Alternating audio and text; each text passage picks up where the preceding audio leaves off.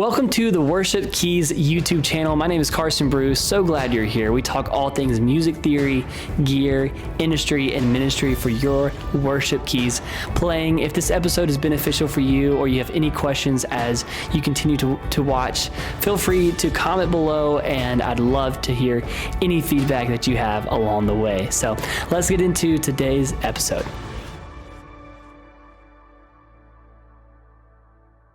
You think about artists who have become artists because they were great worship leaders at a church, right? Mm-hmm. Like a Phil Wickham or Brandon Lake or even Casting Crowns, right? Oh, yeah. The lead singer, he was a youth pastor. Right, yeah. At a church in Atlanta. I don't think he is anymore. So many artists are also pastors. And so... What do you say to that? What's your take on all that? Especially, I know Belonging Co. here. Oh gosh, yeah. There's Natalie Grant, Danny Goki, and so many who are like a part of that church. Yeah. I know the people that started too have been a part of the industry for so long, but then there also can be those pitfalls. What's your take on all this, man? That's a great question. I think there is a difference between worship leader and worship pastor. I don't know if some of the I know some of the Belonging Co. leaders. I don't know if they consider themselves pastors, but I think they consider themselves leaders. I think there's a big difference between worship pastor and worship leader. And I think it's up to the discretion of the pastor and their church to also determine, can you do this? Can you do both? Different churches also have different ways in how they execute that pastoral role. And this is in a broader context, but the American church has a very interesting perspective on the roles of pastors. But it's not for me to determine if that is biblical as a broad stroke, because every church is so different from each other. With how the Western church is sort of oriented right now is that your lead pastor is not necessarily front-facing. It was just kind of weird. I think I'm using maybe a corporate term here. A lot of times that pastor might have sort of a meet and greet for certain celebrity pastors or things like that. They'll have a meet and greet sort of thing, and yet they see that as pastoral leadership. We've kind of redesigned that as far as there's been money to be made out of these things as TV became one of the ways that American pastors gained leverage, earned money, brought in money for their ministries. As that has gotten bigger, now we see that since it's more accessible through our social media, we can live stream things. We have models for these sorts of church models to build these kind of structures for the lead pastor to be mainly a person who teaches or gives a sermon. I'll say gives a sermon on stage, and during the rest of the week he might be meeting with a couple of people, but a lot of times that lead pastor is just pastoring the staff. So the pastor is pastoring their pastors. Right. I'm not going to try to act like I'm a professional historian, but that is relatively new. The megachurch phenomenon has changed some of those, at least in the American way that we see it right now, during the suburban boom in the 70s, 80s. Regional churches started becoming a thing too. Churches started getting bigger. Local churches weren't as much a thing. I think Rick Warren was one of the spearheads of that movement, where their staff actually realized, people are willing to drive to us. They started generating these megachurch models. Back then, same thing, I think Calvary Chapel over in California during the Jesus movement, I think Maranatha came out of that movement, and some of the worship label stuff started happening. And CCM, music actually kind of had sort of some genesis over there, definitely, because Maranatha, I think, would go into one of the big Christian labels now. You'll have to fact check me after this one. But Maranatha, I think, became something like Integrity or something like that. Seeing how that has changed the landscape for how pastoral leadership is executed, now we see that, I think that's a direct influence on worship pastors and worship leaders today, is that the worship leader, the worship pastor, can be an extension of either the lead pastor or the church itself, and can sort of be a brand ambassador. Now, churches have kind of labeled themselves as brands, labeled themselves as entities. I know a church locally that has their 501c3, I think, the nonprofit thing for their church, and then they have a different filing for their music ministry because they are making albums and they're making money for profit in their other arm of things. So then that gets very interesting because it's like, okay, I'm glad that you separated the two. That's nice. But are we supposed to be brand ambassadors in this way? Like, this is our team, this is our church, this is us, but we're over, 13 states away touring, and we're ministering to people here. So it could be great. Like, we have a long line of like evangelism from Billy Graham crusades to the Second Great Awakening. Like, we see these things that are very appropriate for spreading the gospel. Just in today's context, we have digital means. We also can be more locally based. We can have brands, we can have worship teams, we can have pastors that are a part of these worship teams to where they make their own money separate from the worship team. There's so many mix and matches that I definitely can't put a blanket statement, and I'm but a lowly keyboardist and tour manager and all this stuff, and someone who cares deeply about the church. But my big question to worship leaders and worship pastors is, are you able to pastorally care for your congregation while you do it? And what does that look like? Are we able to maintain a biblical interpretation of pastoral care while doing these other things? If your songwriting sessions are getting in the way of spending time with one of your volunteers who is having a really hard time in life, I would say let's cancel the songwriting session.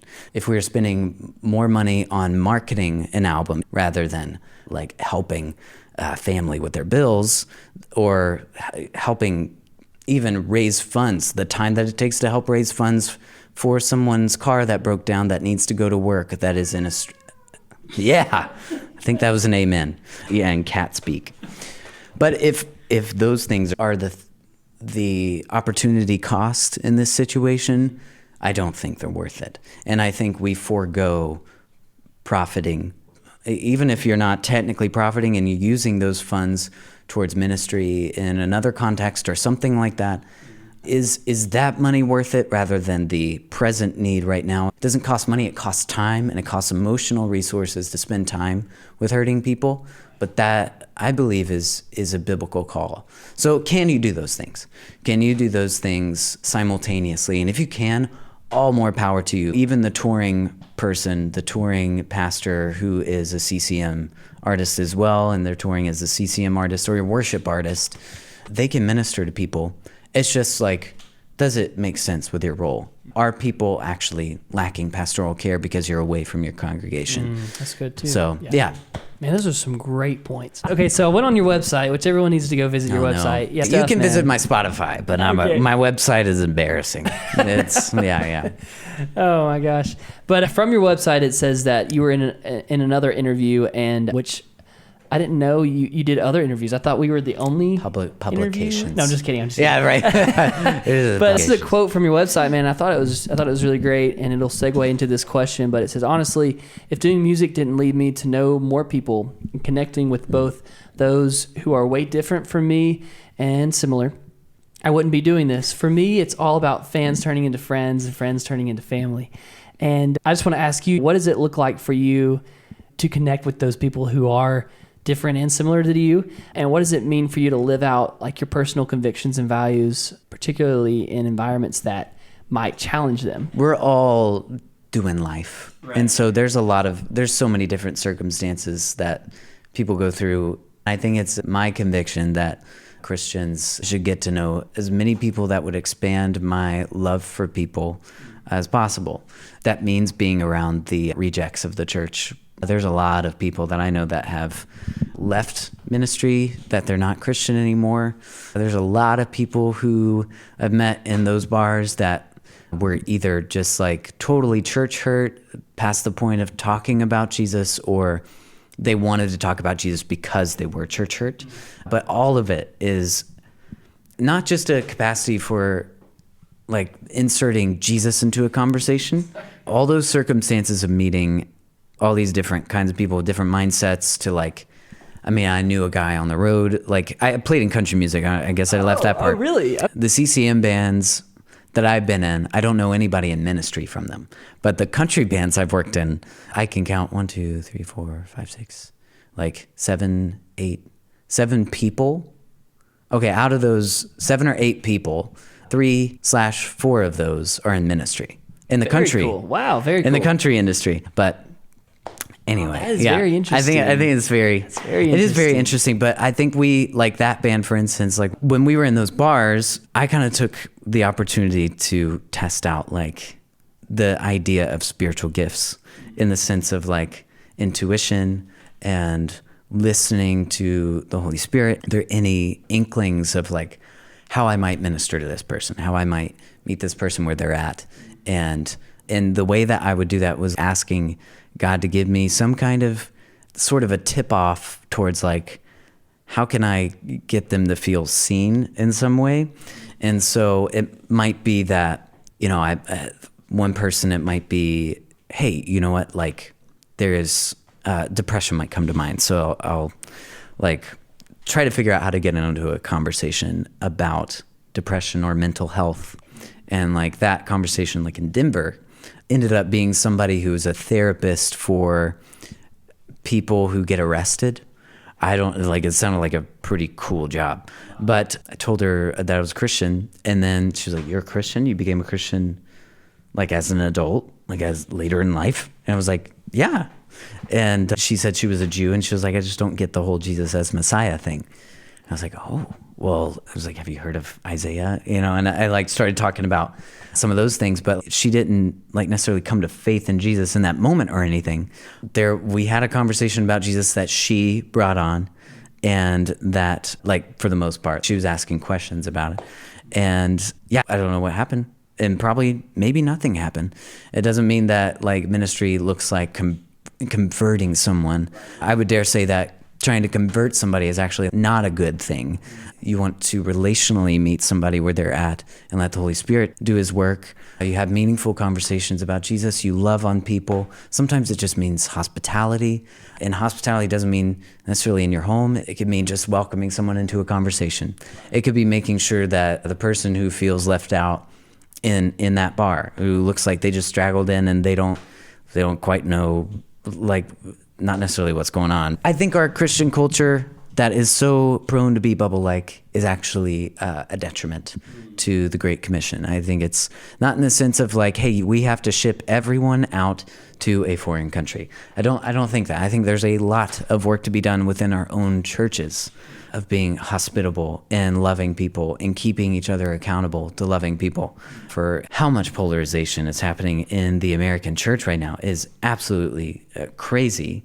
But I think that comes from, number one, Scripture addresses it directly, like with saying that we are one baptism, one spirit, one body, and also that we don't debate over second importance issues when it causes division among us.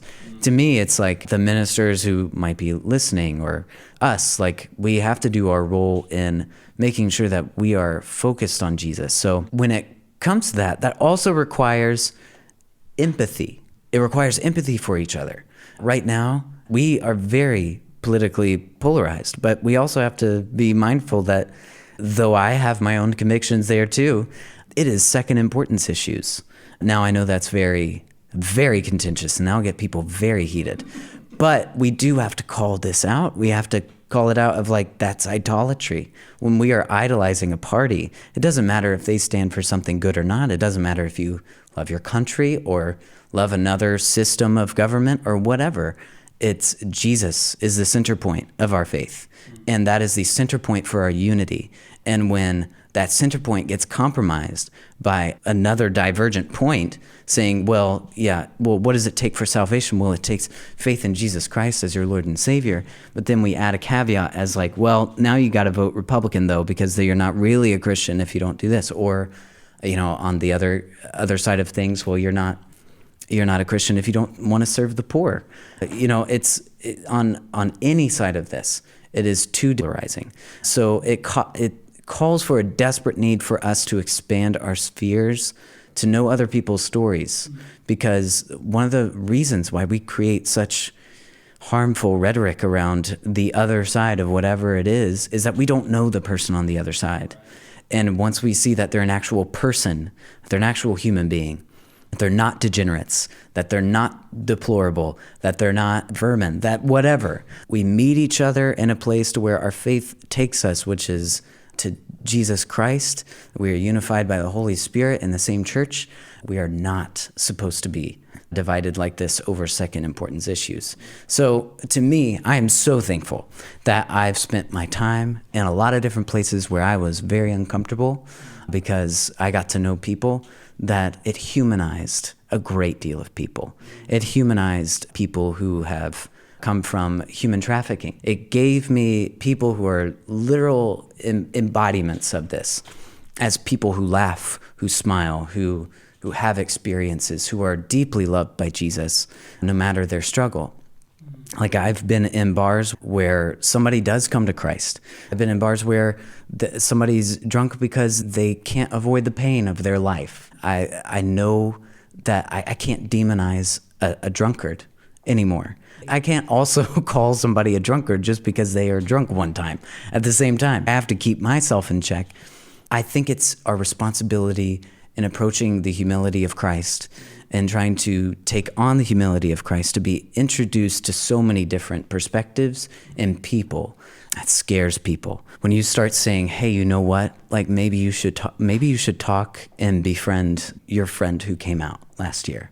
Or maybe you should talk to your family member who, well, I don't know, family is very interesting, but maybe your cousin who doesn't agree with you politically, maybe you should try an act of kindness at Thanksgiving or something. Just like figuring out, how do you humanize so that we can humanize what has been demonized in our culture to love, in our Christian culture. Christian culture has its own set of demonizing people. For a God that says so much about grace and love towards others, how have we come to demonize so many? I encourage myself still to this day, I'm still trying to do it. I would encourage anybody to put themselves in places where they are uncomfortable. I think it's our duty, really, as followers of Christ, to get to know the perspectives of all people around. I mean, we see that demonstrated in the ministry of, like, Paul speaking the language of the people. He addresses them in their context. And that's not to say that we only get to know people so that we can, like, kind of convert them or evangelize them or something like that. Like, that is not the goal. We are not some post-colonial endeavor of, like, trying to resurrect colonialism to a certain way. We don't want to try to do that. But we do want to share the gospel with them, and we want them to come into that relationship with Jesus. That's only because, and I want to caveat that with, that's only because we know how good he is. And life is hard. Right. Yes. And we don't overpromise. And I think sometimes when we just know our context and we know our life, like, my life was pretty rosy up until about 25. And then I got to see some real struggle. And though I knew about some people's struggles, I didn't know struggle. When I witnessed that, I then expanded my own suffering, expanded my curiosity of, how do people go through this? Anyone who calls himself a follower of Christ, to get to know people of different perspectives, get in the uncomfortable places where you know that being a Christian is not necessarily the majority of the room. You want to put yourself in places to where you are not just in a bubble of your own circulation of thoughts. Because when you're put into another place to where you have introduction of other ideas, I find that that's very disturbing for other people because they're not ready for it.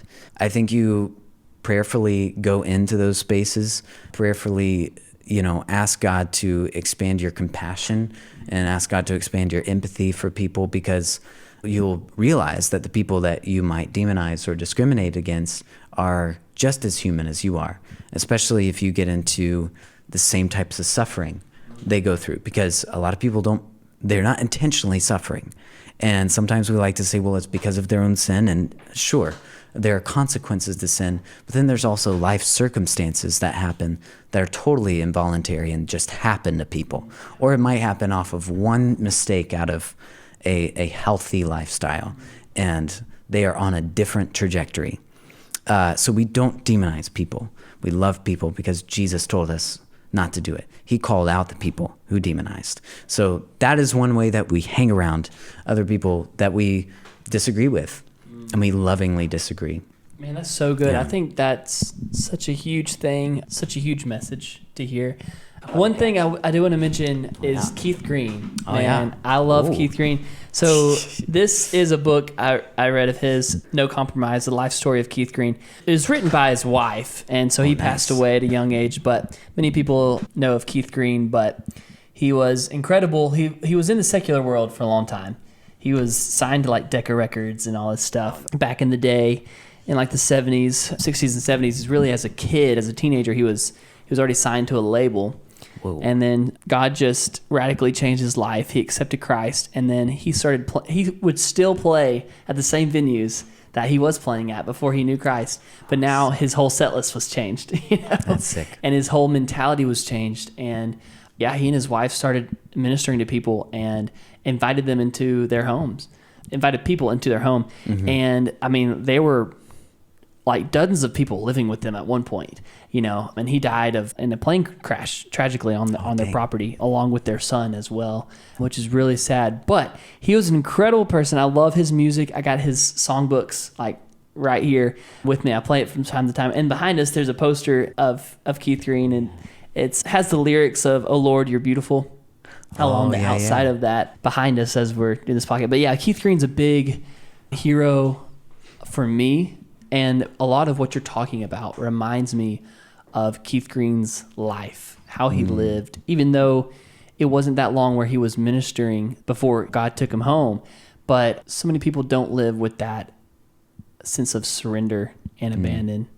But I love that, and I love what you said, man. I love all those thoughts, and I'm so appreciative that you're willing to share these things. As someone who's been in the industry, you're an artist. You're an indie folk artist yourself. Or indie pop.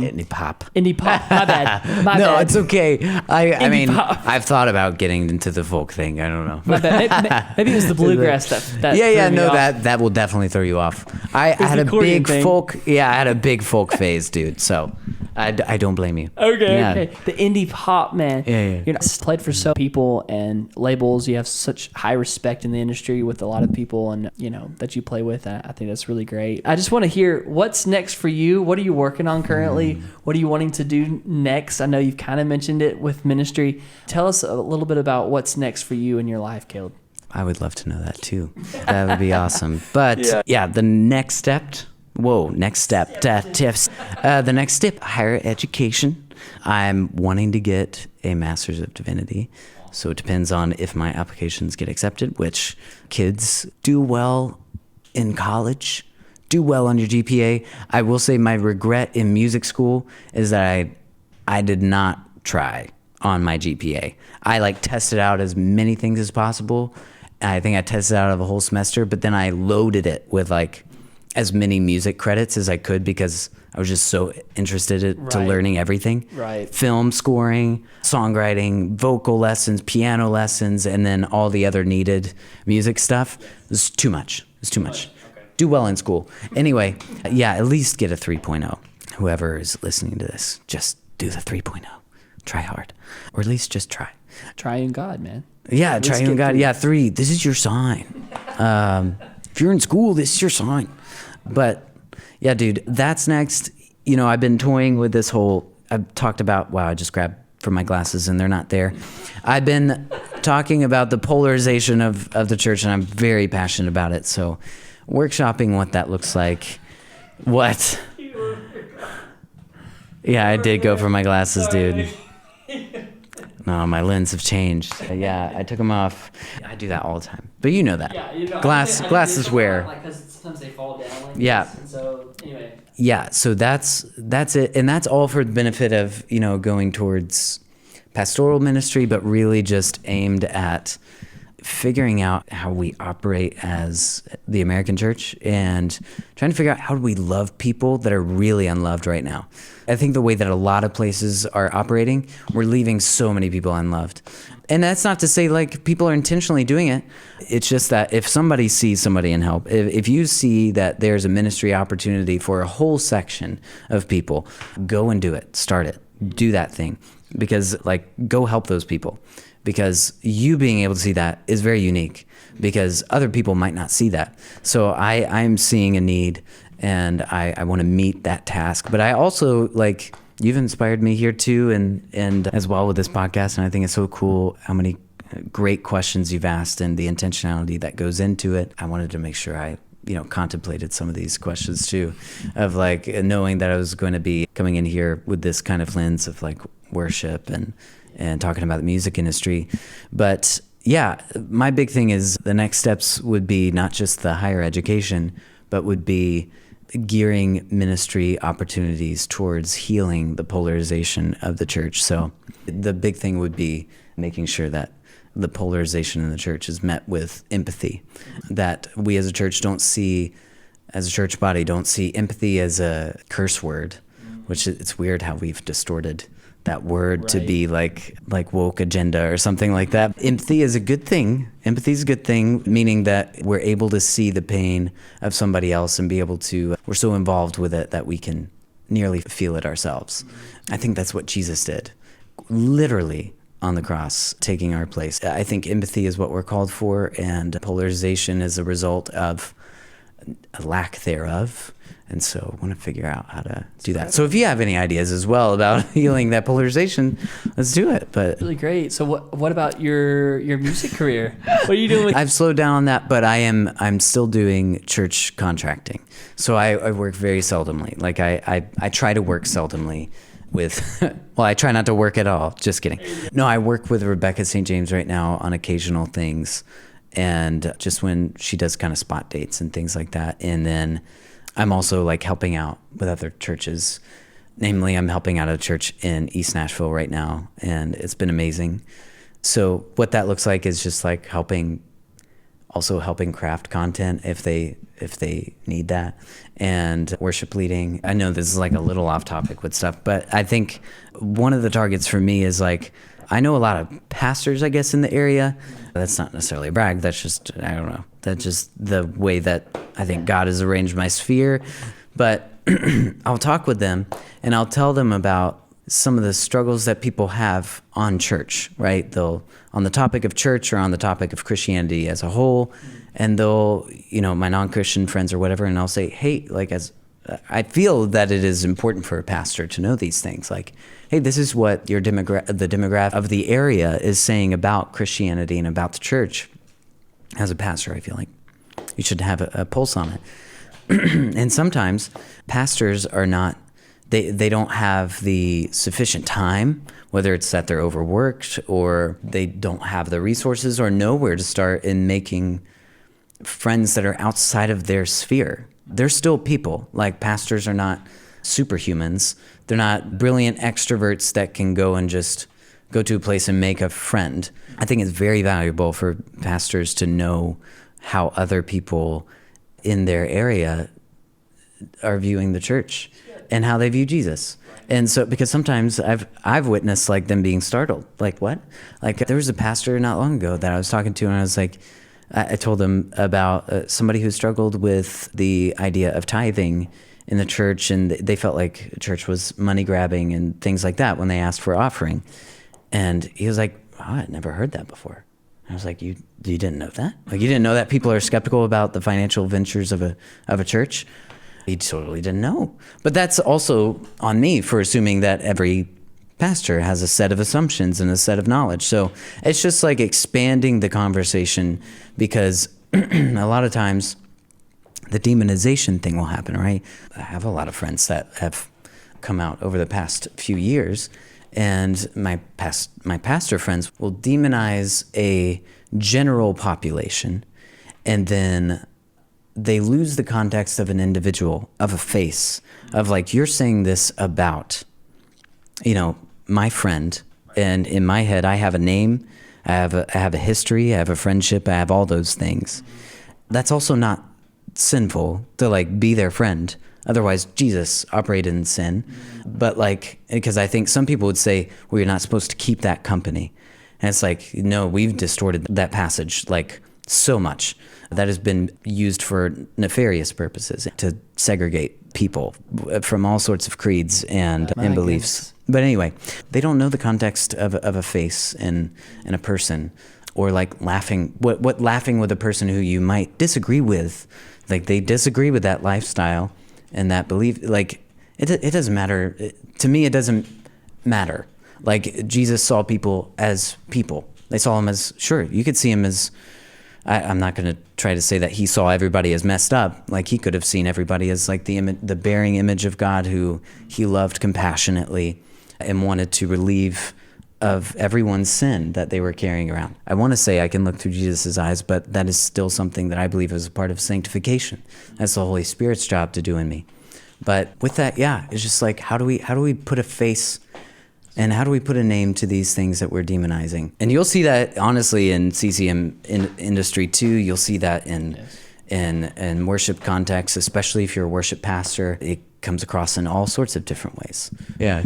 I love it, man. We're about to wrap this episode up, but do you have any last words to worshipers, worship keys players, industry professionals that want to be in your place? Do you have any advice to church leaders? Do you have any book recommendations? Do you have any music inspirations? Do you have any final words, man, that you'd like to leave? And if you'd want people to contact you for anything, please, man, just share all your final thoughts, how people can contact you to, I don't know, if you produce for them, play for them, if you're open to that, man, just share with us how people can connect with you too. Yeah, man. So book recommendations. I have a lot of book recommendations. Man, share it. Book recommendations. First of all, I would say Every Good Endeavor by Tim Keller is a great way to, if you're looking for CCM stuff, like, and in general, if you're just listening for fun, or if you're just like a bass player for your church occasionally, like, and it's basically on the topic of worship and work, how to make work a tool for worship to a certain degree.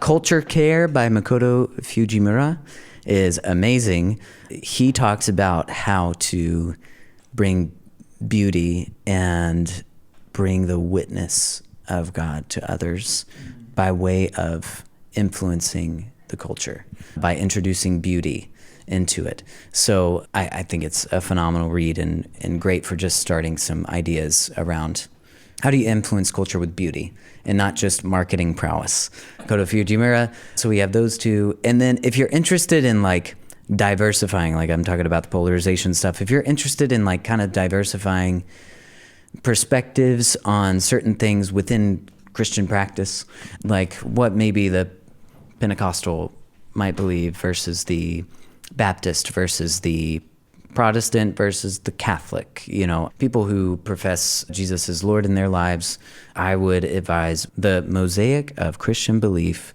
by Roger E. Olson.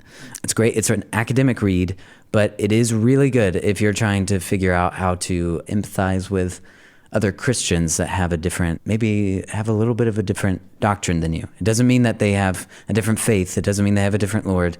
But it might mean that they believe in tongues, that they might practice tongues a little bit more. It might mean that they believe in fully immersing and you believe in sprinkling. But we have the same Lord. I think that's one of the books that you could do for that. Contacting me. Good, man. Thanks. Contacting me, Instagram probably is good. Caleb_Blair, CALEB_BLAIR. For anybody wanting to be in CCM as, like the music industry, from the CCM standpoint, and you're wanting to do it as ministry, right? Yeah, just be geared that it is a business. If somebody says this is like a family, I would say run, but you don't have to run. You can just say, all right, there's a little red flag, and if there's more, maybe I should leave. Sorry, that's little in jest, but also very serious. Just be careful. It is a business. They can fire you. So they are not obligated to care for you. It has the toxicity of church hurt and the coldness of corporations. So it has the capability of being toxic, like a toxic church environment. So you want to be very careful and you want to be prayerful in it, because this is a mission field. CCM is a mission field. It is not easy to have spiritual health in that space too, because you'll see a lot of different things. Just not to further criticize, but I'll just share an example of what I mean. One time, I have a hard time, as you can tell, stopping talking. So one time I talked to this guy. He came up to the stage while we were tearing down and he was blind, and he came up to me and we started having a conversation. He was telling me that he had a suicidal ideation and that he was depressed, and he's trying to figure out how to use his faith as a means to overcome that. And I was talking to him through that, and although I'm not a licensed counselor or anything like that, and that probably would be the best place for him to go with those questions, I tried to meet him where I could, but someone was very angry with me that I wasn't tearing down at that point. Though I did shed a few tears after that to know, like, I can't do ministry here. And that was one of the decisions that I was like, that was one of the moments I was like, I gotta get out of here. So just realize that, you know, there are some healthy contexts, but I think there's a lot more interesting contexts than there are necessarily perfectly healthy ones, and there'll never be a perfect one. Just realize that there are a lot of things you need to consider in maintaining spiritual health. You need accountability, and you need to be connected to a church, at least a community of believers. Find yourself a small group that meets when the touring isn't happening. So like Monday, Tuesday, Wednesday, find a group that meets there. You don't necessarily have to have a church that has a service on Tuesdays or something. While that could be exactly what you need, but you need people who are like checking in and saying, how are you? You had 2 a.m. nights this week, and you haven't eaten anything but pizza since being home because you're a bachelor or something. Like, you need people to check in on you and love you like family. So find that, because the road, to be honest, that as many people want to say their business is family, it is a business. Yeah. So be watchful, be mindful, but do it in the service of Jesus, whatever you do. And everything from the tones you choose and the inflections that you have on a keyboard and your expressionism can be worship. You have the capacity to worship on stage, and you have the capacity to minister off stage and to those around you too. So anyway, there's that. For worship leaders, I would say that your congregation, whether or not you have the title of pastor, they see you as a spiritual figure in their life. You have a unique circumstance to talk about Jesus with the people that you serve and to care for people that you serve. And I heard this one thing that's really good for worship. Like, it has always stuck with me from my ideas on worship leading, is that a worship leader should be like a guide of the Grand Canyon. That if you remember the guide, they weren't good. Yeah. When you walk away from the Grand Canyon, you know you had a great guide when you forgot that the guide was there, but that you got to observe and know the Grand Canyon in such a deeper way that you know its depths, its curves, and the guide was helping you notice those things, right? Noticing those things. But the guide didn't try to shift your attention to them, and the focus didn't become about them. So the whole point is guiding people to admiring Jesus and not exalting your artistry, and not exalting or validating whether or not you're good at singing or validating your musical talent. That is not what that platform is for. And it's not to say that everyone on stage needs to be perfect, but addressing those things. Like, it doesn't mean that you need to step off stage if you're insecure about those things, but address those with the people that hold you accountable.